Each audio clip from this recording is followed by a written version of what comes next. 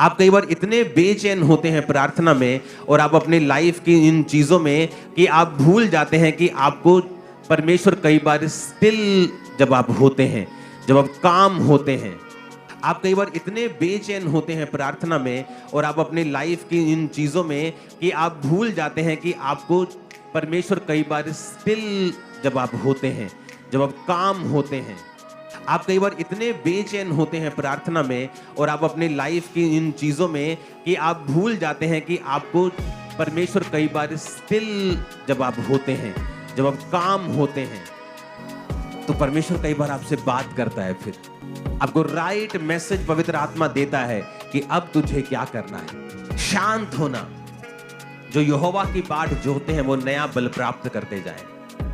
Wait करनी है शांति में, हमें प्रार्थना करनी है, आप ऊंची या कम ऊंची जैसी भी करें, लेकिन आपका जो हार्ट है वो स्टिल होना चाहिए और ये आपकी कैपेसिटी को बढ़ा सकता है। आप स्टिल नहीं हो सकते जब तक आपको परमेश्वर के ऊपर भरोसा नहीं है, जब तक आपको उस पर एब्सोल्युटली आपको ट्रस्ट नहीं है परमेश्वर के ऊपर कि मेरी लाइफ में जो कुछ भी हो रहा है उसमें पूरा पूरा परमेश्वर मेरे साथ है।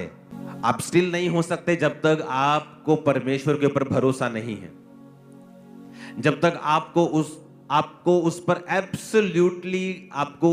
ट्रस्ट नहीं है परमेश्वर के ऊपर कि मेरी लाइफ में जो कुछ भी हो रहा है उसमें पूरा पूरा परमेश्वर मेरे साथ है। ये फाइनेंशियल ट्रबल, ये फिजिकल ट्रबल, ये सेहत की मुश्किल, इसमें मेरा परमेश्वर मेरे साथ है। जब आप स्टिल हो जाते हैं, जब आप शांत हो जाते हैं और जान लेते हैं कि वो परमेश्वर है, सडनली आपकी स्पिरिट में आपको राइट मैसेज मिलने शुरू होते हैं। आपकी कमियों के विषय में, आपको क्या करना है उसके विषय में, या ये क्यों होया उस विषय में, या आपको नेक्स्ट लेवल पे लेके जाने के लिए था उस विषय में, आपको हर विषय के ऊपर राइट मैसेज मिलना शुरू होता है स्पिरिट से, और वही आपको चाहिए होता है नेक्स्ट लेवल पे जाने के लिए।